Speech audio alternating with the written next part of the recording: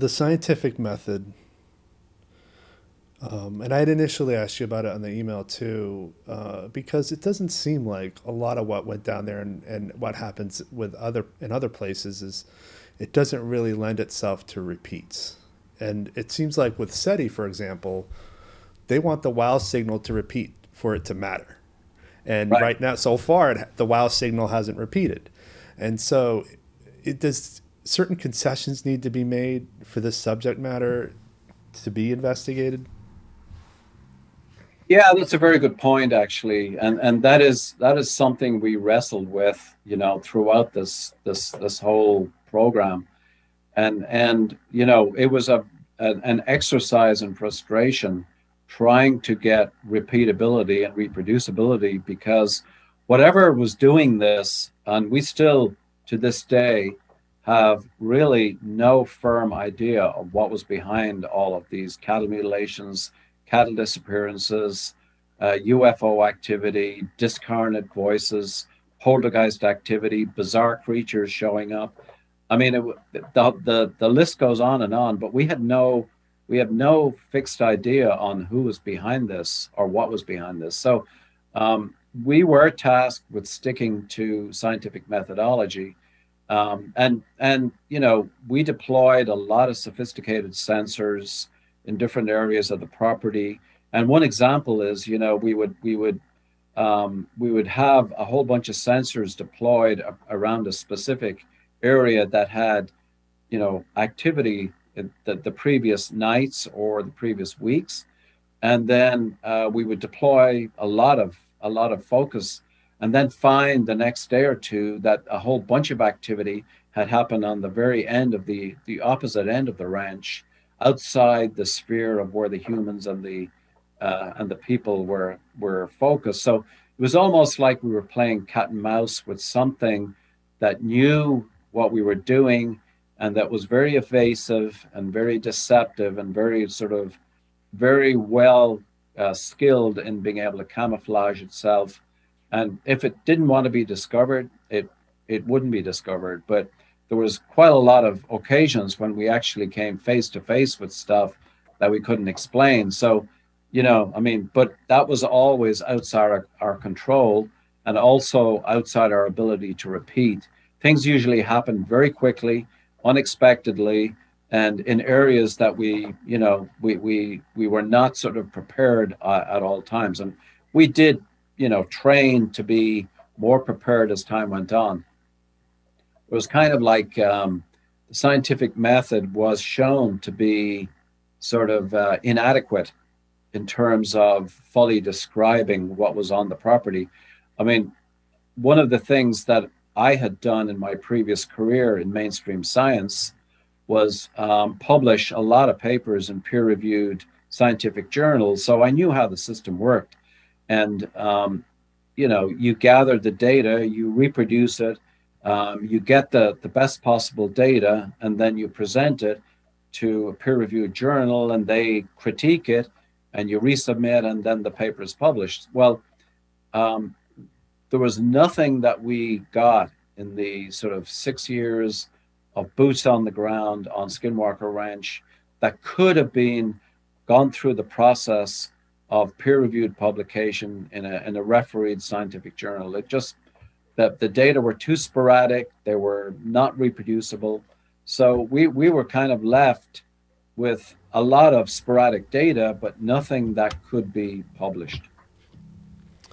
Well, I feel like there's some instances in all across all these texts where I feel like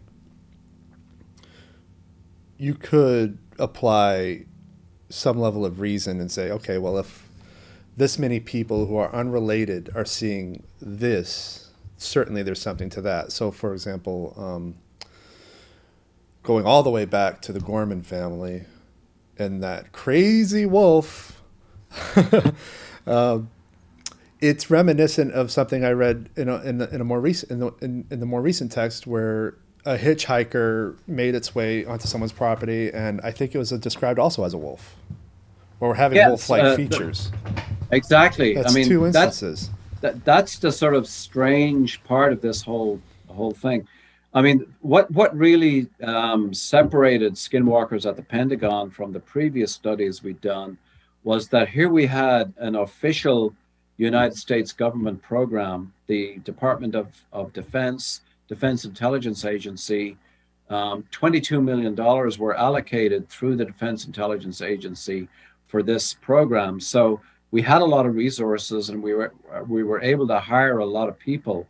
And some of the people that were on this Skinwalker Ranch were actually sent from the defense intelligence agencies, kind of like a field trip, in order to investigate, to see if this, what this was going on in this ranch had any validity, if it had any intelligence value, or if there was anything properly associated with it. It was kind of like standard operating procedure for the United States government is to deploy people to the area, so, to look into what was actually going on. So during the program, which was a 2-year contract with the Defense Intelligence Agency, there were 5 separate United States government people who were deployed onto the property from different departments. Some were from the Navy, some were from the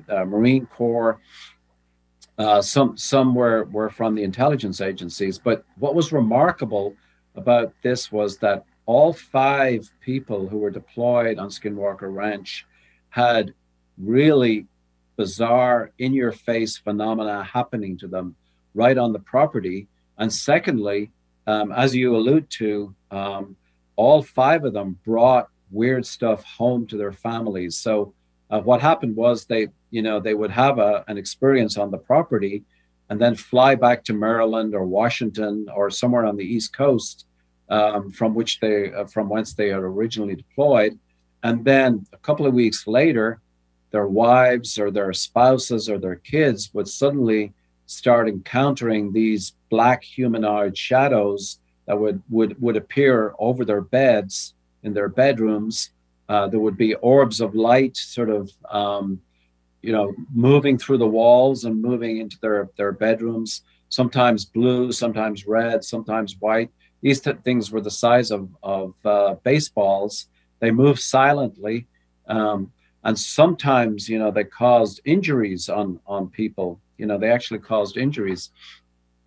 But part of this effect that these people seem to have brought back to their families included sightings of these bizarre creatures. And remember, we're talking about what are called TSSCI cleared. And these are top secret, special compartmented information cleared people who were high-level people in the United States government and in the military. These were very, very highly qualified people who had been in Afghanistan, who had been in Iraq, who were used to confronting fear. And so some of the stuff that erupted in their homes caused them to really fear what was going on. One example was, after the guy who we call Axelrod in the book, in Skinwalkers at the Pentagon book, went home to his family. A few weeks later, his wife was just shutting all the lights down. It was like 11:30 at night, and she was just about to turn the lights in the backyard down when she saw this creature that was standing beside a tree, looking at her.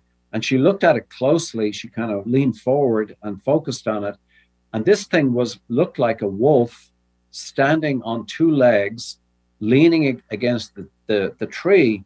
And it was like she just couldn't believe her eyes. I mean, this was in suburban Virginia. She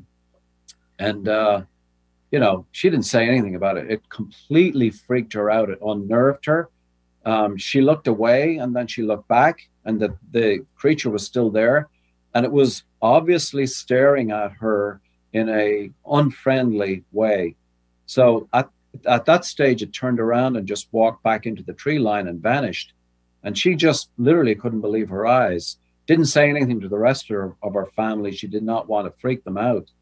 But then 3 days later, her 2 teenage sons were in the living room of their same house, when one of them noticed movement out the backyard. This was on a Saturday morning, 10 a.m., broad daylight, and standing in the backyard was this bizarre looking wolf like creature, again standing on two legs, staring at the kids. And the other kids sort of also saw it. And once they locked eyes, again, this creature looked very unfriendly, hostile. It began running towards the tree line on two legs, which is anatomically impossible. I mean, if you put a German Shepherd on two legs, it can at best totter one or two steps.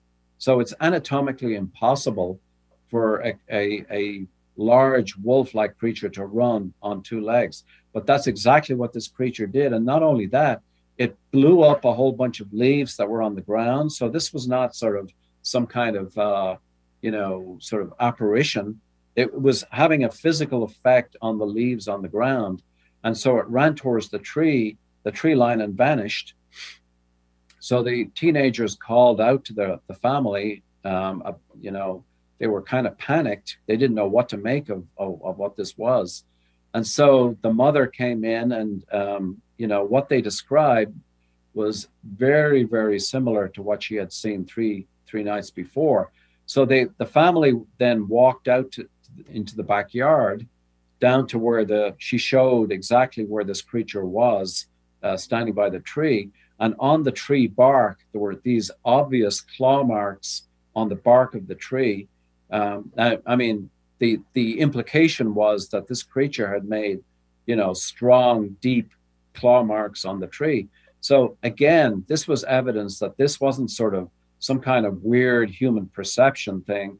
It wasn't an apparition. There was something physical about what had happened in their backyard. And so this was one of dozens of examples that this family, and this guy who was, promoted up the ranks, because obviously he didn't talk about any of this stuff at work, because it was so bizarre and so outside what had happened. But this guy was very high level in the Navy, Department of the Navy.